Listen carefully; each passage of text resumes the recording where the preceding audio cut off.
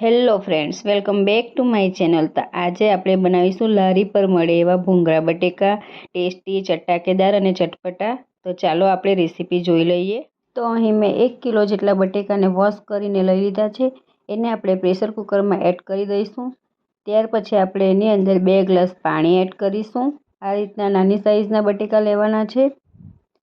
2 glass પાણી add કર્યા પછી થોડું મીઠું એડ કરી દઈશું। કુકરનું ઢાંકણ બંધ કરી મીડિયમ આંચ પર 3 થી 4 વિસલ કરી લઈશું। બટેકા બફાય ત્યાં સુધી આપણે લસણની પેસ્ટ બનાવી લઈશું। જેના માટે મેં 1 કળી લસણને ફોલીને લઈને આપણે મિક્સર જારમાં ફાઇન એવી પેસ્ટ બનાવી લઈશું। તો આ રીતનું મેં લસણને પીસી લીધું છે મિક્સર જારની અંદર। હવે આપણે એની અંદર થોડું મીઠું એડ કરીશું। મીઠું સ્વાદ અનુસાર એડ કરવાનું। ત્યાર પછી અડધી ચમચી જેટલું આપણે કાશ્મીરી મરચું એડ કરીશું। થોડી હળદર પાવડર એડ કરીશું। ત્યાર પછી થોડું ધાણા જીરું એડ કરવાનું છે, અડધી ચમચી જેટલું આપણે તીખું લાલ મરચું પાવડર। લસણના પેસ્ટની અંદર બધા મસાલા એડ કર્યા પછી આપણે એની અંદર થોડું પાણી એડ કરીશું। પાણી એડ કરીને પેસ્ટ બનાવી લેવાની છે, જેથી આપણે તેલની અંદર સાતળીએ ત્યારે બળી ના જાય લસણ। એટલા માટે પાણી એડ કરીને પેસ્ટ બનાવી લઈશું। બધા મસાલા સરખી રીતે મિક્સ કરી દઈશું પાણીની અંદર લસણ જોડે। જરૂર જણાય એટલું અડધી વાટકી જેટલું પાણી એડ કરવાનું। આ રીતની પેસ્ટ બનાવી લેવાની છે। વિસલ થઈ ગયા પછી બટેકા આપણા સરસ એવા બફાઈ ગયા છે। તો આ રીતે બધા બટેકાની છાલ ઉતારી લઈશું આપણે। હવે આપણે એક મોટા વાસણની અંદર અડધી ચમચી કાશ્મીરી લાલ મરચું એડ કરીશું। થોડું મીઠું એડ કરીશું। 1 ચમચી જેટલું તેલ એડ કરીને સરખી રીતે મિક્સ કરી લઈશું। બટેકાને છોલીને આપણે રાખ્યા હતા એને આપણે એની અંદર એડ કરી દઈશું, જે આપણે પેસ્ટ બનાવી હતી કાશ્મીરી મરચું, મીઠું અને તેલની।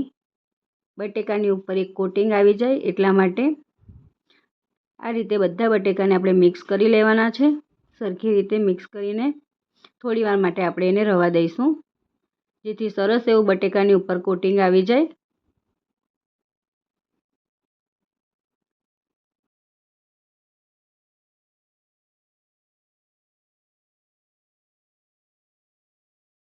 અહીં મેં કઢાઈમાં 2 ચમચી જેટલું તેલ ગરમ થવા માટે મૂકી દીધું છે। તેલ ગરમ થઈ ગયું છે તો એની અંદર થોડી આપણે હિંગ એડ કરીશું।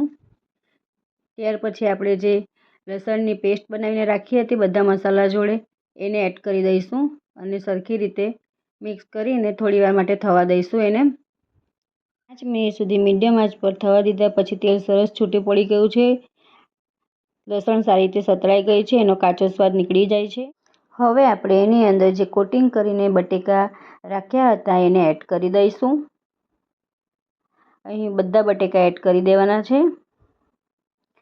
ત્યાર પછી આપણે લસણની પેસ્ટ જે સાતળી લીધી હતી એની અંદર સરખી રીતે બટેકાને મિક્સ કરી લઈશું। બહુ જ સરસ એવા લાગે છે, તીખા, ચટપટા, ટેસ્ટી।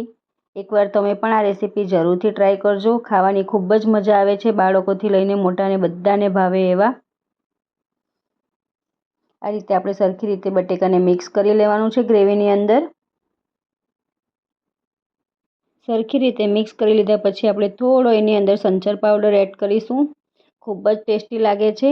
થોડો સંચર પાવડર એડ કર્યા પછી આપણે થોડો લીંબુનો રસ એડ કરવાનો છે। અડધા લીંબુનો રસ હું અહીં એડ કરું છું। આટલું એડ કર્યા પછી આપણે સરખી રીતે ફરીથી મિક્સ કરી લઈશું। ગેસની ફ્લેમ બંધ કરી દેવાની છે। હવે આપણે એની અંદર થોડા લીલા ધાણા એડ કરીશું। ધાણાને મેં કટિંગ કરીને વોશ કરીને લઈ લીધા છે। આ રીતે આપણે ધાણા એડ કરી દઈશું।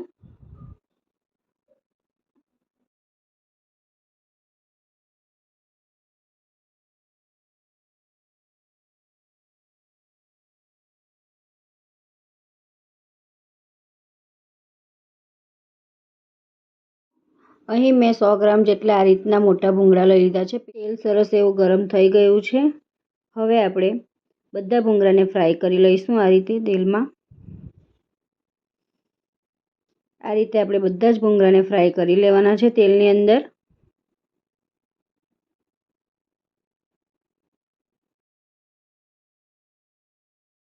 તો ફ્રેન્ડ્સ, આપણા ભૂંગળા બટેકા બનીને તૈયાર થઈ ગયા છે. તમે જોઈ શકો છો, ખૂબ જ એવા ટેસ્ટી બન્યા છે. એકવાર તમે પણ આ રેસીપી જરૂરથી ટ્રાય કરજો. આજની આ મારી રેસીપી તમને ગમી હોય તો please like, share and subscribe. ફરી મળીશું નવા વિડીયો સાથે. Bye. Thank you for watching.